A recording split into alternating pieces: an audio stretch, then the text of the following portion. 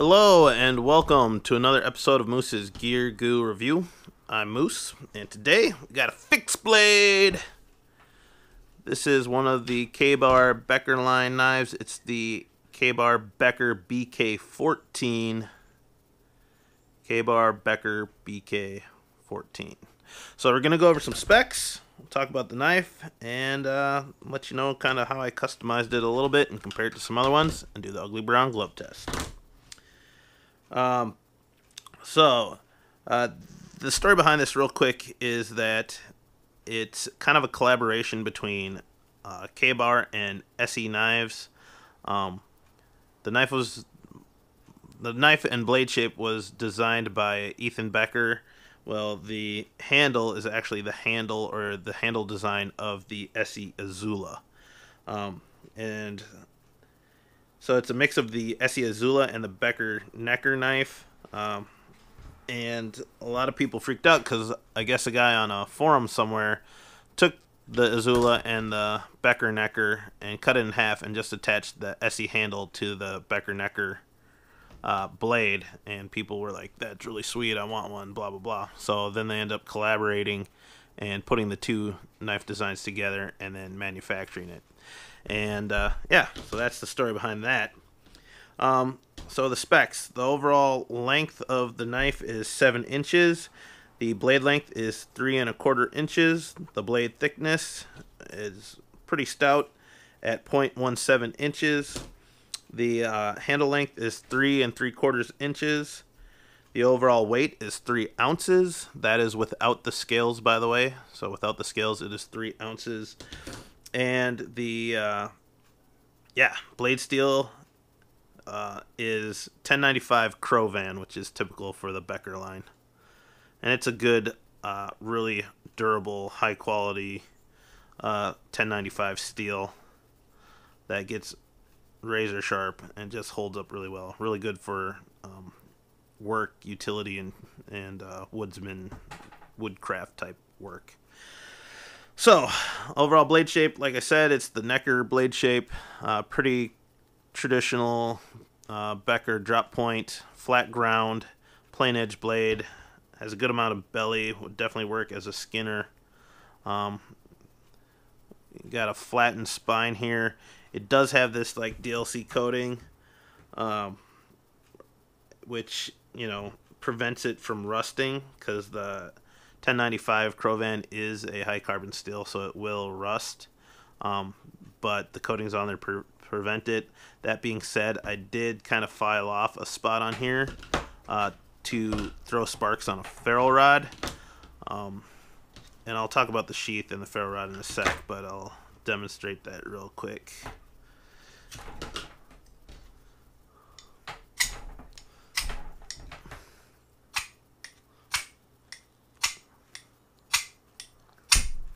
So hopefully that picked up some sparks there.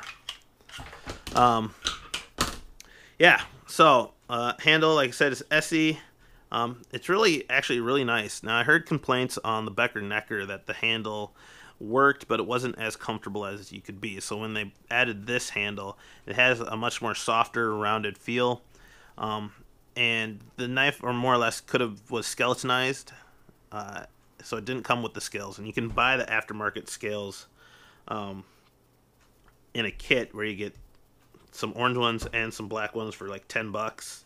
So about $5 for the scales. I put the orange ones on just to make it high vis.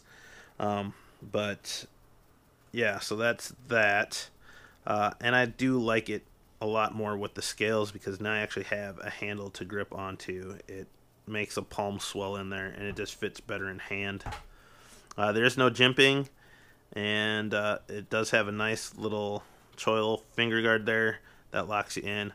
But other than that, it's kind of a basic camp bushcraft style neck knife or small full tang fixed blade. So, comparing it to some other knives, we have our Mora Companion. We'll have the SOG Blade Light. We'll have the Lay Duck, and of course this is my baby as far as being my primary fixed blade is the Becker BK 16. Love this knife.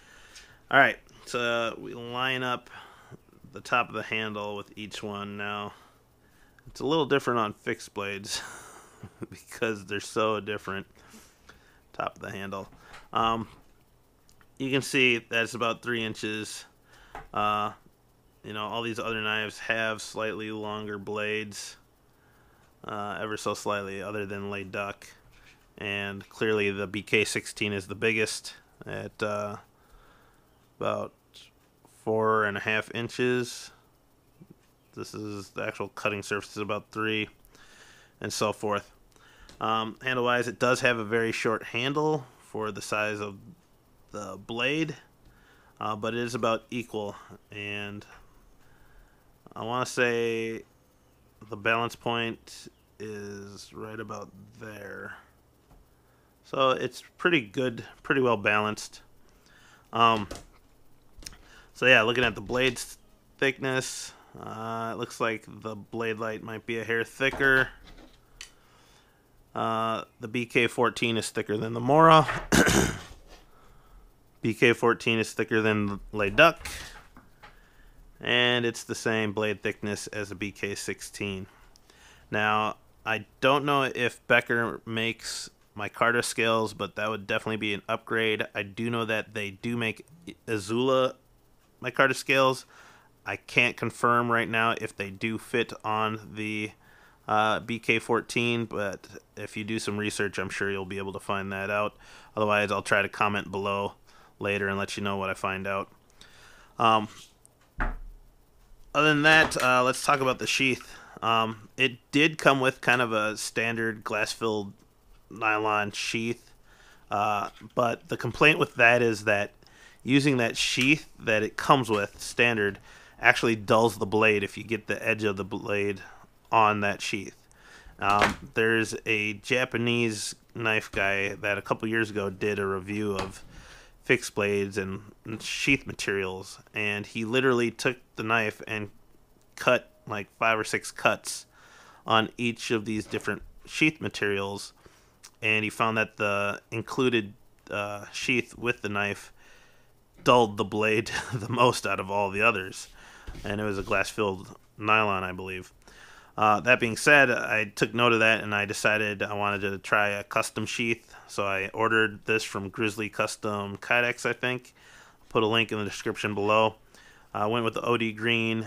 It was optional for the ferro rod, and you can either get a neck carry or you could get like a tech lock or some other sort of belt carry.